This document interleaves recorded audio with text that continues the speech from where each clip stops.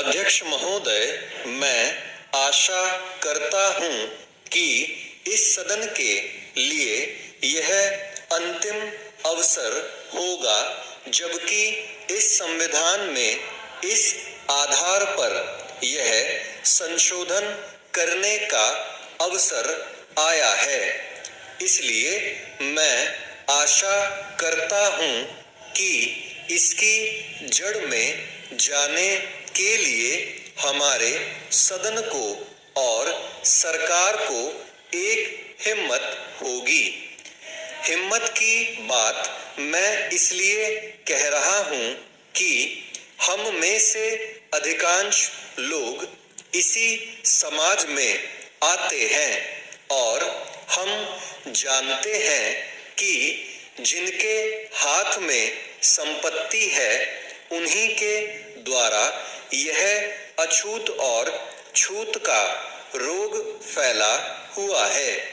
यह वर्णाश्रम धर्म नहीं है, हमारे यहाँ यह धनाश्रम धर्म है, संपत्ति पर आधारित है और इसके लिए मैं इतनी ही आशा कर लेता हूँ कि आज अभी जो देश के विभिन्न भागों में जमीन कुछ हाथों में केंद्रित है, जब तक जमीन के एकाधिकार को हम नहीं तोड़ सकेंगे, जो कुछ लोग सैकड़ों और हजारों एकड़ रखे हुए हैं, जिनमें अधिकांश सदस्य भी इस सदन में सम्मिलित हैं, तब तक यह समस्या हल नहीं होगी।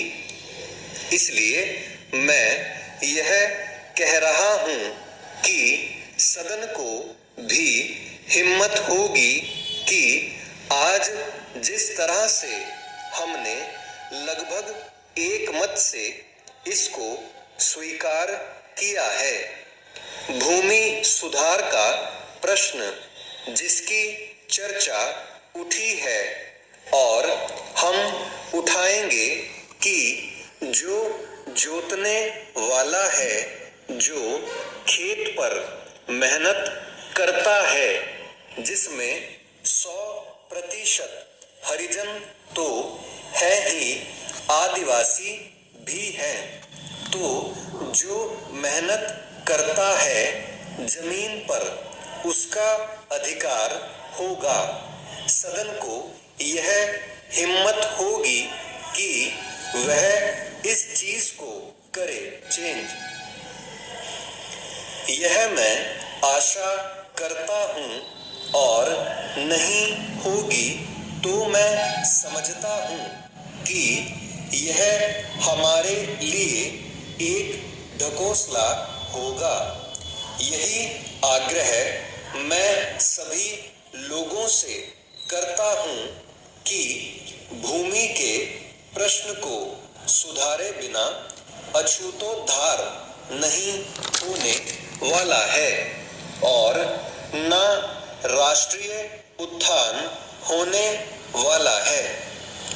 मैं चाहता हूं कि वह शांति से हो, इसीलिए मैं यह आग्रह कर रहा हूं।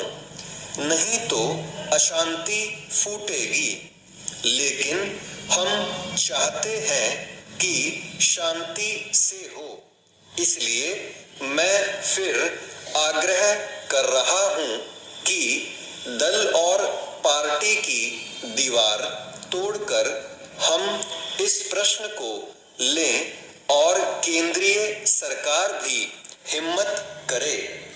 प्रधानमंत्री प्रतीक्षा में न रहे कि कुछ और लोग इधर से चले जाएंगे तो वह करेगी, और लोग जाएंगे तो वह कठिनाई में फंस जाएगी। इसीलिए मैं कह रहा हूं कि यह अवसर है चेंज।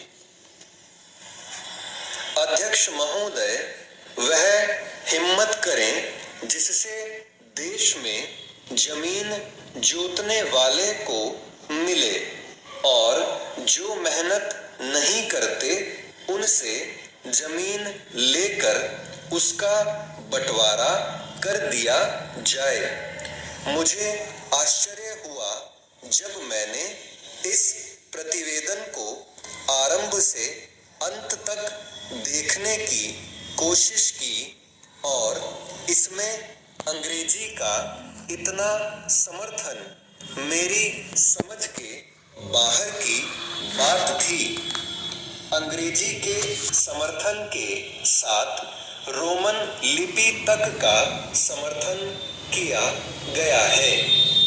जब हमारे संविधान में देवनागरी लिपि को राष्ट्रीय लिपि माना गया है और आज भी हिंदी देवनागरी लिपि में लिखी जाती है, मराठी देवनागरी लिपि में लिखी जाती है, अन्य भाषाएं अपनी अपनी लिपि में लिखी जाती हैं। रोमन लिपि के लिए इस आयोग की रिपोर्ट में किस प्रकार कहा गया?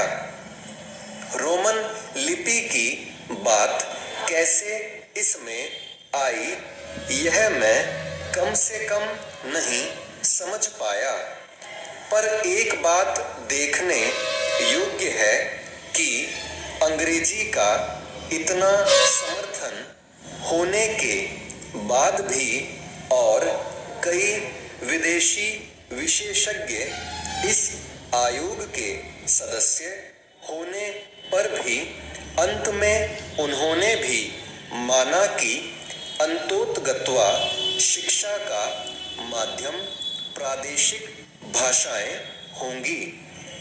आयोग को यह भी मानना पड़ा कि अंग्रेजी के माध्यम रहने से देश की हानि हो रही है और संसार के किसी भी देश में ऐसी स्थिति नहीं है।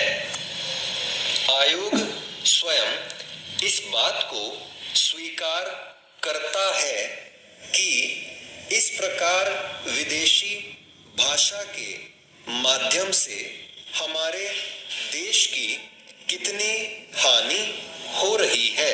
चेंज। मैं त्रिसूत्री भाषा फार्मूले का समर्थक हूँ।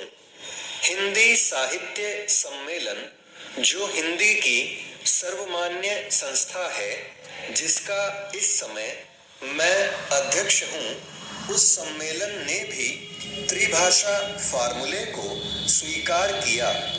यद्यपि हम यह उचित समझते थे कि द्विभाषा फॉर्मूला रहता एक मातृभाषा और दूसरी राष्ट्रभाषा, लेकिन हमें इस बात का भय था कि यदि द्विभाषा फार्मूला रहेगा तो मातृभाषा और अंग्रेजी रहेगी।